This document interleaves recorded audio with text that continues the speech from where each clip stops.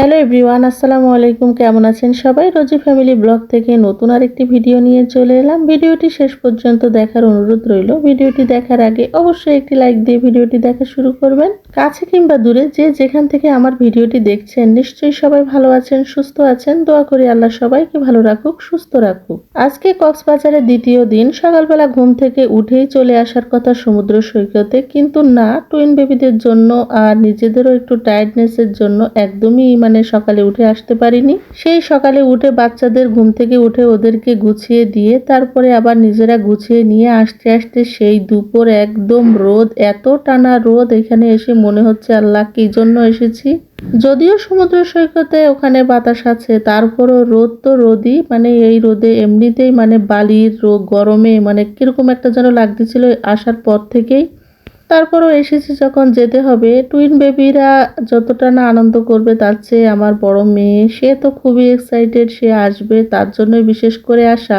আর twin বেবিরা তো এখনো কিছু বুঝেই না, ওরা যে কি করবে সেটা আপনারা দেখলেই বুঝতে পারবেন। তো যাই হোক, এখান থেকে যাচ্ছিলাম আর কি। আর এখান থেকে বেশ খানিকটা দূর। আর আমরা যে এসেছি হোটেল থেকে কিন্তু খুব বেশি দূরে না, খুব কাছেই। কিন্তু আমাদের সাথে তো গাড়ি বক্সা আছে, এই জন্য আসলে আমরা গাড়ি নিয়ে তারপরে আসতে হয়েছে। তারপরে এখান থেকে যে বালির পথটা একটু হেঁটে যেতে হবে। আমাদের হোটেল থেকে সুগন্ধা বীচটা একদমই কাছে, তো আমরা এখান দিয়ে এদিক দিয়ে এসেছি আর কি। আমরা ঢুকেছি সুগন্ধা বীচে।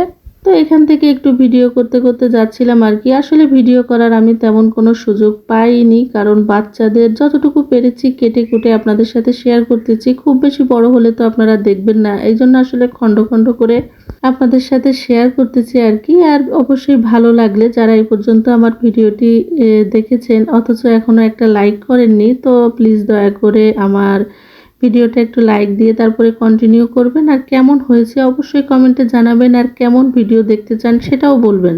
যারা আমার ভিডিওটি দেখেছেন এবং আমার ভিডিওটি সাবস্ক্রাইব করেছেন তাদেরকে অসংখ্য ধন্যবাদ। যারা এখনো পর্যন্ত সাবস্ক্রাইব করেনি, প্লিজ ভিডিওর কোনো অংশ যদি ভালো লাগে তো আমার চ্যানেলটি প্লিজ সাবস্ক্রাইব করে নেবেন, আর পাশে থাকা বেল আইকনটি প্রেস করে দিবেন, যাতে নতুন কোনো ভিডিও ছাড়ার সঙ্গে সঙ্গে আপনার কাছে নোটিফিকেশন পৌঁছে যায় আর আপনি সময় করে দেখে নিতে পারেন।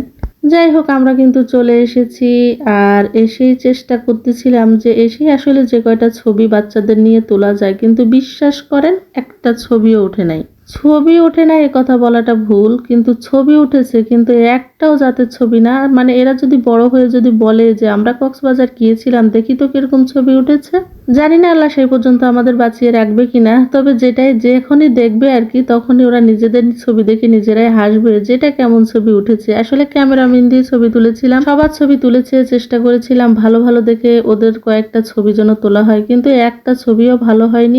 কত ভাবে যে চেষ্টা করেছি, কিন্তু কোনোভাবেই সম্ভব হয়নি। কেন আসলে আমি জানি না, যে ওরা একদমই ছবি তুলতে চায়নি। শুধু আমি মনে করেছিলাম আমার ছেলে বোধহয় সাগরের দিকে যেতে চাইবে না, পানিতে নামতে চাইবে না, কারণ ও পানিতে নামতে চায় না সেরকম। মুস্কান ভীষণভাবে পানিতে নামতে চায়, তো আমি মনে করেছিলাম মুস্কান বোধহয় পানিতে নামতে চাইবে, কিন্তু মুস্কান নামতে চায়নি, কিন্তু মাহাদি ভীষণভাবে পানিতে নেমেছিল আর এবং খুব এনজয় করেছে।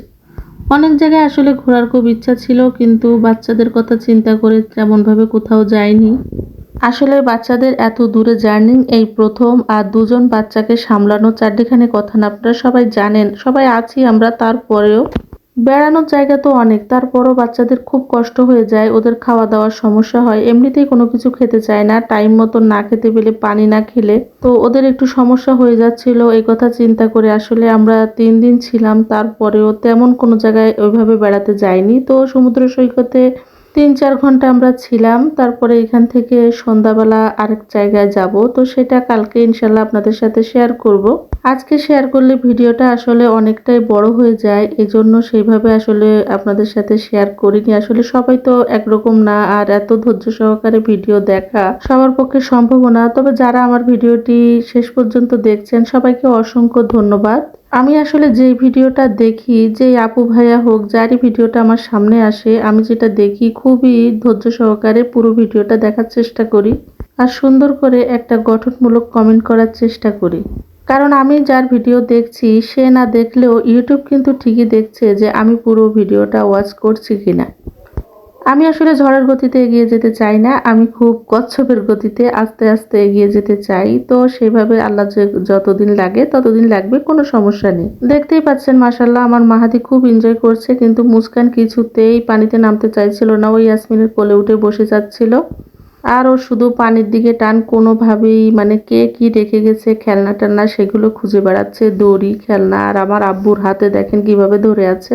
আসলে ক্যামেরাম্যান ছবি তুলতেছিল, তো আমরা একটু ছবি তোলার চেষ্টা করতেছিলাম। তো মাহাদিকে আব্বু বারবার করে আব্বু দেখে রাখতেছিল, মানে আব্বু ধরে রাখছিল এক হাত দিয়ে, আর ও কিছুতেই থাকতেছিল না। যেভাবেই হোক ও এদিক ওদিক চলে যাবেই, আর পানির ঢেউ আসতেছিল সেই সাথেও হামাগুড়ি দিয়ে চলে যাচ্ছিল। মিমের বাবা এত চেষ্টা করতেছিল ওদের দুজনকে নিয়ে একটা ছবি তোলার, দেখতেই পাচ্ছেন কোনো কিছুতেই সম্ভব না।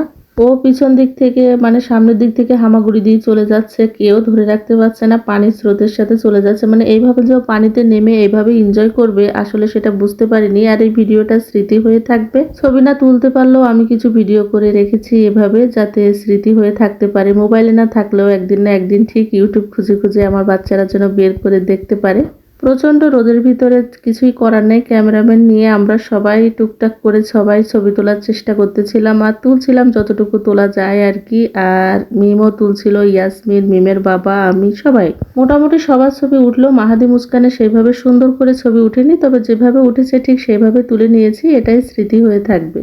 বাচ্চারা আসলে এইভাবে থাকতে পছন্দ করতেছিল বলে আমরা সমুদ্র পাড়ে অনেকক্ষণ যাবৎ বসেছিলাম, বাচ্চারা এনজয় করতেছিল। তবে ওদের খুব ঠান্ডা লেগে গিয়েছিল, কারণ এইভাবে এতক্ষণ পানির ভিতরে থাকা তো ওদের অভ্যাস না। যাই হোক, বেড়াতে এসেছে, একটু তো কষ্ট করতেই হবে। এদিকে রাইসাও খুব বালি নিয়ে খেলাধুলা করতেছিল। যাক, ওদের আনন্দটাই হলো আমাদের আনন্দ। তো ওরা এখানে থাকছিল বলে অনেকক্ষণ যাবৎ আমরা এখানে বসেছিলাম। এখান থেকে গিয়ে ফ্রেশ হয়ে তারপরে আমরা খাওয়া দাওয়া করে আবার সন্ধ্যার দিকে গিয়েছিলাম আরেক জায়গায়, খুবই সুন্দর জায়গা, সেটাও আপনাদের সাথে কালকে শেয়ার করব। খুবই অল্প অল্পভাবে আমি আপনাদের সাথে শেয়ার করতেছি, কারণ আসলে বড় ভিডিও কেউ দেখতে চায় না, আর অতটা সময়ও কারণ নাই। অনেক ছোট করার চেষ্টা করেছি ভিডিওগুলো, কিন্তু সেইভাবে আর ছোট করা সম্ভব হয়নি, এজন্যই বড় আকারে আপনাদের সাথে শেয়ার করলাম। অবশ্যই ভিডিওটি দেখবেন, ভালো লাগবে। আর বারবারই মিমের বাবা বাচ্চাদের নিয়ে ছবি তোলার বৃথা চেষ্টা করতেছিল, কোনো লাভ হচ্ছিল না। তারপরে এই যে চলে যাচ্ছে, কারণ ওরা প্রচুর পরিমাণে ভিজে গিয়েছিল আর কি, আর ঠান্ডা লেগে গিয়েছিল। ওদের কাপড় চোপড়গুলো বদলে দিয়ে আব্বুর মানে কাঁধে উঠে তারপরে এই যে ওরা চলে যাচ্ছে আর কি। আর আমরা যেভাবে ভিজেছিলাম, যতটুকু ভিজা ছিল ওইভাবেই হোটেলে চলে গিয়েছিলাম। আমার আব্বুর হাঁটুর ভীষণ ব্যথা ছিল, তারপরেও মানে মাহাদি মুস্কানকে যেভাবে আব্বু সামলেছিল, আব্বু না থাকলে যতটুকু ছবি টবি তুলেছি অতটুকু সম্ভব হতো না।